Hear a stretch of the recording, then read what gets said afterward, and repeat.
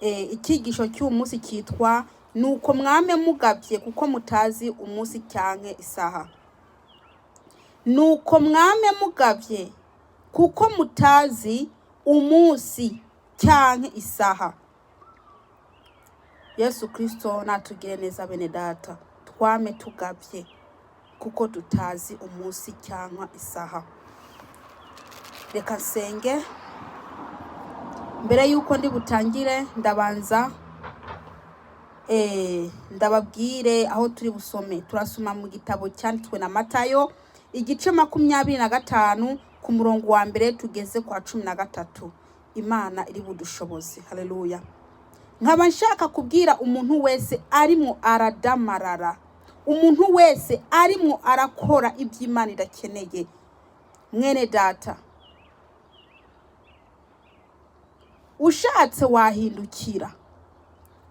wahindukira kuko abantu barimwo barapfa bakaryama bugaca bapfuye. Bene data, burya wahindukira kubera ko ibi bihe turimo nibizaza imbere ntago ari byiza. Reka dusenge. Uwiteka n'ingabo, ndagushima ko uyu mwanya wongeye kuntiza ukampa mwami Yesu Kristo ijambo ngo ndabashikiriza abantu bawe.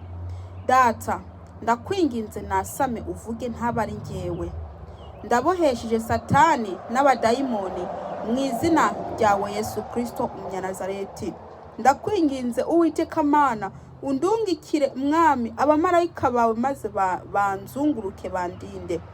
Mu izina ryawe Yesu Kristo umunyanazareti. Ndirukanye ikintu cyacho cyose kitakuvuyeho mu izina ryawe Yesu Kristo. Ndakweretse mwami Yesu Kristo umuntu wari we wese umuhumugisha. Mwami Yesu ugenda ufungure imitima y'abantu kugira ngo ijambo ryawe ryinjire. Haleluya. Mwami abamarayika bawe, oh haleluya, baze hano hantu. Uwiteka nta yindi Mana iriho atari wowe. Haleluya. Haleluya. Habwa icyubahiro mwami. Umwuka wera akurikire ijambo ryawe. Dore ngiye gutera kubiba imbuto, uwumeza ni wewe kandi uvomera ni wewe. Ndakwinginze ushigikire mu kazi kawe. Sabye nizeye kubikoze mu izina ryawe Yesu Kristo. Amen. Dusome mu izina rya Yesu Kristo umunyanazareti. Hano handitse ngo umugani w'inkumi 10. Ico gihe ubwami bwo mu ijuru buzosa n'inkumi 10 zajanye amatara yazo zija gusanganira umukwe.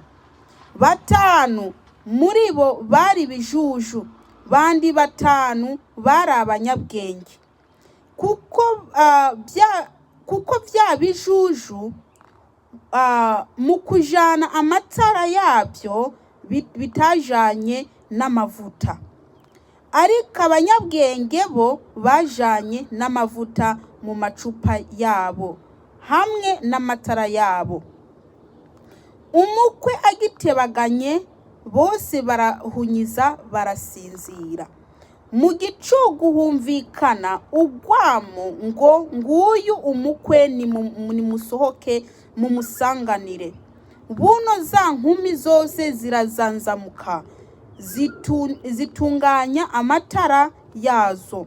Bya bijuju bibwira abanyabwenge biti nimuduhe se ku mavuta yanyu kuko amatara yacu ariko arazima. Ariko abanyabwenge barabishura bati kumbure ntiyodukwira twese. Ibyiza ni muje kubadandaza mwigurire. Bakigiye kugura umukwe arashika. Abiteguye binjirana nawe mu bukwe. Urugi rurugagwa. Mu nyuma za nkumi zindi nazo ziraza. Mu nyuma za nkumi zindi nazo ziraza ziti mupfasoni mupfasoni nutwugururire. Nawe arabishura ati ndababwire ukuri simbazi, ndababwire ukuri simbazi. Nuko mwame mugavye kuko mutazi umunsi cyangwa isaha. Haleluya. Ngo nuko mwame mugavye kuko mutazi umunsi cyangwa isaha. Izi ni nkumi 10 zari ziteguriye umukwe. Izo nkumi 10, 5 zari abanyabwenge, izindi 5 zari bigoryi, zari bijojo. Mwizo nkumi 5 bamwe bari bafite amavuta n'amatara, izindi 5 nta mavuta yari akwiye zari zifite. Haleluya. Kandi abo bose bari hamwe, abo bose bari hamwe barindiriye nde? Umukwe. Abo bose bari, umviriza mwene data, abo bose bari hamwe barindiriye umukwe. Aho hantu bikura humva neza. Za nkumi z'ibigoryi cyangwa se tuvuge ibijuju nkuko biri bivuze, na za nkumi 5 z'inyabwenge, bose bari hamwe barindiriye umukwe. Ibyo murabyumva? Haleluya. Bose bari hamwe barindiriye umukwe. Bishatse kutubwira ngo iki rero? Mw'iki gihe bose bari hamwe mu rushengero bavuga ko barindiriye iki? Umukwe. N'uzabona ari mu muhanda ari aragenda azavuga ati ni umukristo, kandi n'ukuntu asa bihakana Kristo. Aho muri ko murahumva neza? Bose bari hamwe, kandi uko bari hamwe buri muntu avuga ko arindiriye umukwe. N'umusambanyi avuga ko arindiriye umukwe, umucuraguzi akavuga ko arindiriye umukwe. Kubera iki? Bari mu rushengero bose hamwe. Bari mu rushengero. Mu rushengero bose barindiriye umukwe. Uwiyambitse ubusa mu rushengero arindiriye umukwe. Uwikinisha mu rushengero arindiriye umukwe. Abakora ibizira byose, abakora ibyaha bitandukanye mu rushengero barindiriye umukwe. Umuntu azikinisha ijoro ryose agende mu rushengero, ave mu rushengero atahanye cacaha cyo kwikinisha. Ubwo nta jambo rizima yumvishije rimubuza kwikinisha. Ubwo nta numwe yigeze yigisha ati wa muntu wikinishije ni wihane. Yabuze. Ubwo avanye icyo cyaha mu rushengero aragitahanye, agiye kugerekaho iki? Ibindi. Ubu inyigisho zuzuye nizo kubwira abantu ibyiza gusa, nizo kubwira abantu amafaranga, nizo kubwira abantu amazu meza, nizo kwemerera abantu mbese amaburuse, mbese mu Burayi. Umuntu akazaja mu rushengero afite umutima ubabaye, wuzuye ibyaha, afite umutima umucira urubanza, ariko uri karigisha akavuga ko Imana imukunda, akavuga ko Imana imwishyuye ibibazo byiwe, akavuga ko Imana imwemereye kuja hanze, kandi ubwo muri we arafite ikibazo cyitwa icyaha.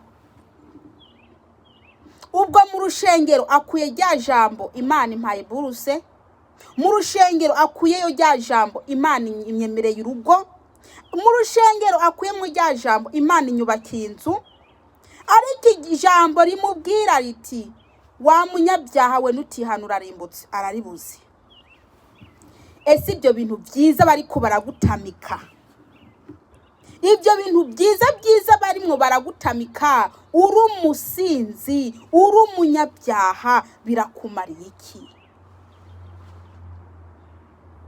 Ni gute umuntu yagutamika, yakugaburira ibintu byiza, amazu meza, umutima wawe urimo uraguca urubanza ko wishe umuntu wamwicanyiwe, ariko bariko barakuryoshya ngo Imana gukunda. Ninde yakubwiye ko Imana ikunda abanyabyaha keretse bihanye n'ibihane? Imana ikintu irimwe irashaka kuva ku bantu, cyangwa se Imana ikintu irimwe irashaka ku bantu nuko abantu bakurana bakava mu byaha, bagaheba ibi barimwo barakora. Abakobwa barimwo barareka bakabakora ku mabere, ngo ni kimbisirize, ngo ni kinyibisirize, agaseka. Umuhungu ariko aramukorakora ku mabere, ariko akorakora ku mabere, nawe ukamurika agakorakora. Ndakubwije ukuri wa mukobwa we, niba ureka abahungu bakakorakora ku mabere, Imana ikira kubona ukundi kuntu. Iyo niyo yandura uko y'ubusambanyi. Umukobwa akorakugwa ku mabere kandi agaseka ngo ni umukristo. Umukristo ntabakwiye gukora kugwa ku mabere niba uzi ko atamugabo ufite. Ukareka maze umusore agagukora inyuma. Ese ko umuseke arimo arakora ku mabere ukamureka, wumva azagarukira hehe? Amaboko yiwe azayagarukiriza he? Mbese nimwihana ubusambanyi, nimwihana ubusambanyi. Mwabakobwa mwe n'abamama muri ko murambara ubusa, muri abamama kabisa, mwereka ingeso mbi abana banyu, mukabereka amatako yanyu, mugahagara hejuru y'abana banyu, mukabereka amatako. Mufite abahungu bakuze, murabereka amatako. Mbese ntimuzikara ibitsina hungu nubwo mwababyaye. Abasore bagenda bagafata banyina ku nguvu, bangana iki, bakaryamana na banyina. Muri ko murereka amatako umibiri yanyu abana banyu. Umwana w'umukobwa arazi ukuntu usa, umwana w'umuhungu arazi ukuntu usa, amatako yawe ukuntu asa arayazi. Muri ko murigisha nabi abana banyu, ariko ukavuga ngo uri kuraja mu ijuru, uri umukristo. Hanyuma umusore umuhungu wawe yagenda gusambana hanze, ngo mbe byatangiye ryari? Arabona ayo matako yawe akirengagiza kubera uri nyina, kubera akikuba ko uri nyina we. Yakubona ukuntu yambitse ubusa akirengagiza, ariko ubu mutemye imbuto mbi. Hari imbuto mbi y'ubusambanyi mwinjijemwo. Muze mwambara mwikwize nk'abantu bakuze. Abana banyu b'abakobwa murabereka amaguru, murabereka amaguru abana banyu b'abakobwa. Bene data, ese ko mwanikira amaguru imbere y'abana banyu b'abakobwa, bo bazayanikira ibingana gute? Ntimuri ko murabaha akarorero? Ese mwakwihanye? Kandi ubwo ukagenda mu rushengero ukagenda kuririmba, atasoni ufite, ukagenda kuririmba. Abandi ngize inzara mwatiye inzara nk'intuze nk'izikiyoni, inzara ngizo ndende zitari zanyu, musige mwarihindiye mukaja mu rushengero. 5 bari abanyabwenge, abandi 5 bari bigoryi, kandi mwabo bose bari barindiriye Kristo, bari barindiriye umugeni. Mwabo bose, abo bose ubona bari barindiriye umugeni. Abikinisha, abiyambitse ubusa, abasambanyi, ababeshi, abajura, aba bose bari mu rushengero. Erega niyo bari mu rushengero n'ubu. Abo bose bakora ibizira bari mu rushengero, niyo bariyo. Bari ko barakora ibizira bakaguma baja mu rushengero, bakaguma mbese bibohera mu byaha. N'abababwira ijambo ry'Imana nta nubwo bakora kuri Bibiliya, mbese nta nubwo bakora kuri Bibiliya byaha bakora. Ntabwo bavuga icyaha bakora ngo bihane, babemereye ibyiza gusa kandi atabo bizabajana.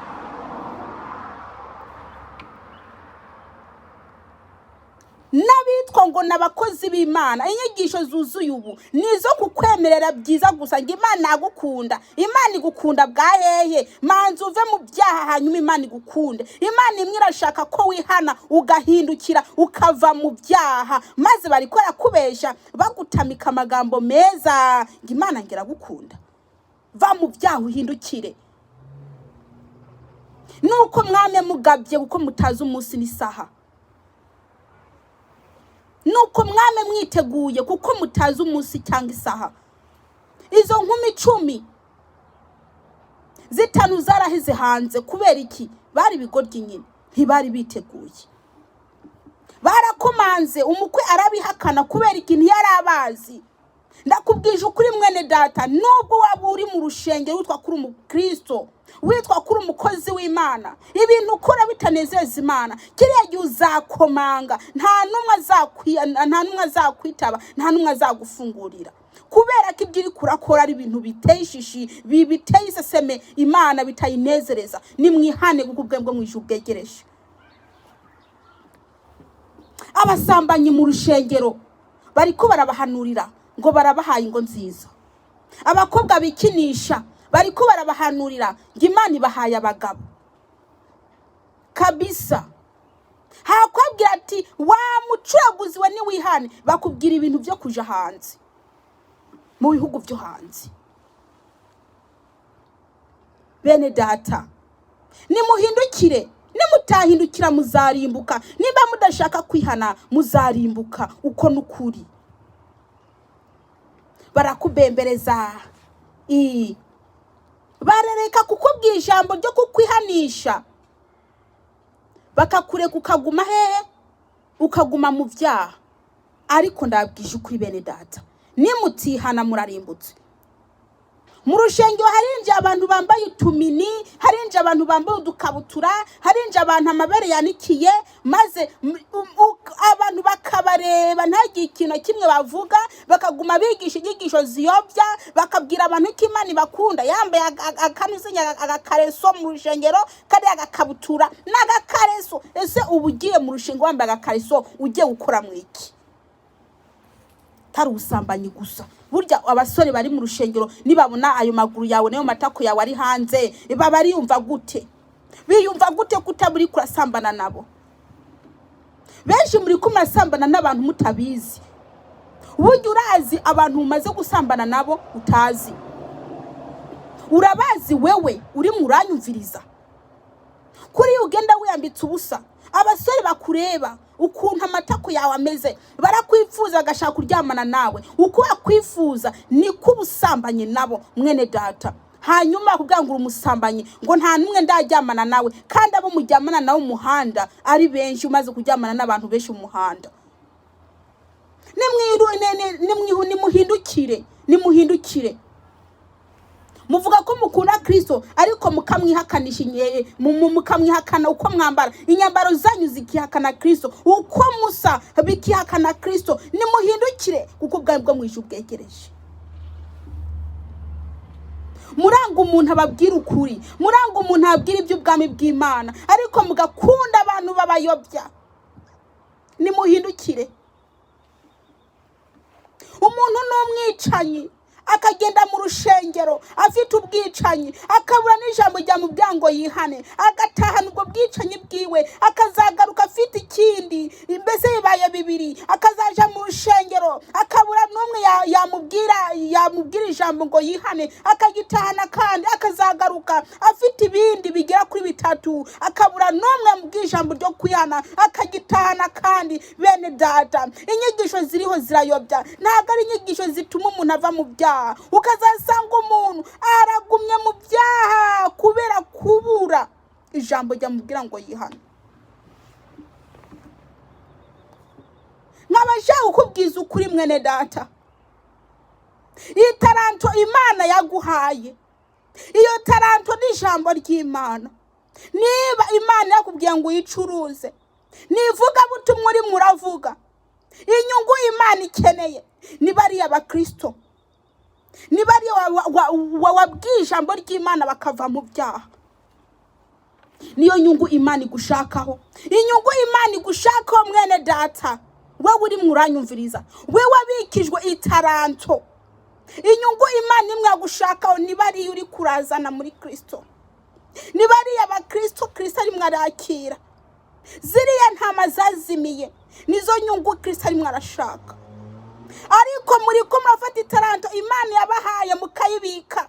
Kuyibika bisigura iki? Muravuga amagambo aryohera amatwi y'abantu, murabemera amaviza atayo muzabahereza, murabemera amazu meza atiyo muzabahereza, murabemerera abagabo n'abagore atiyo atabo muzabahereza, murabemera ubutuza atabwo muzabahereza. Ariko ijambo ryo kwabwira ngo bihanave mu byaha mukabireka, mu rushengero rwawe hakuzura mw'abasambanyi n'abacuraguzi n'ababeshi, mbese n'abajura bose bakica mu rushengero.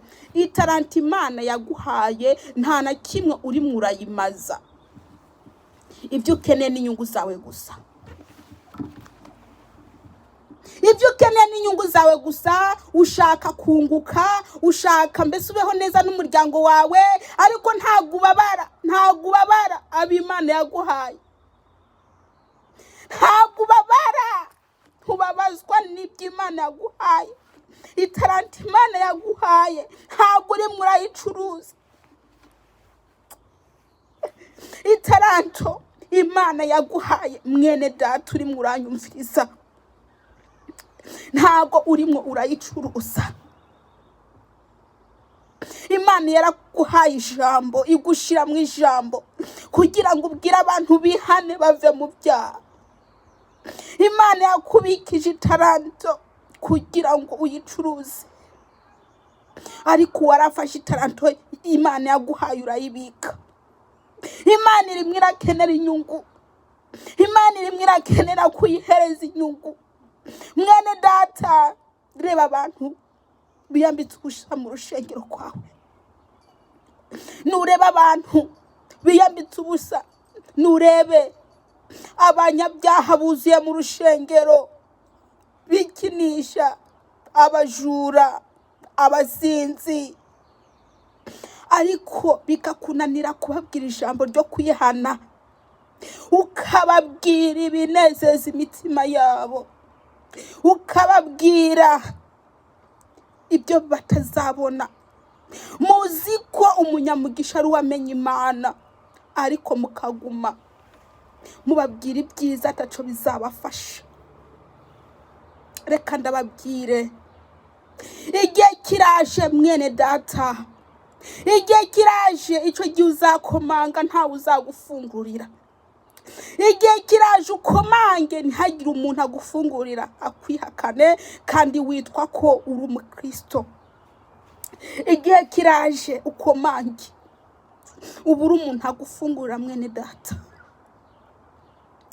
Abantu bariko barapfa bapfanye ibyaha kubera ko babuze ijambo ryiza ryabakura mu byaha. Abantu barimwo baragirirwa nabi kubera ibyaha. Wa mukobwa wenda kubwiza ukuri nutihana urarimbutse.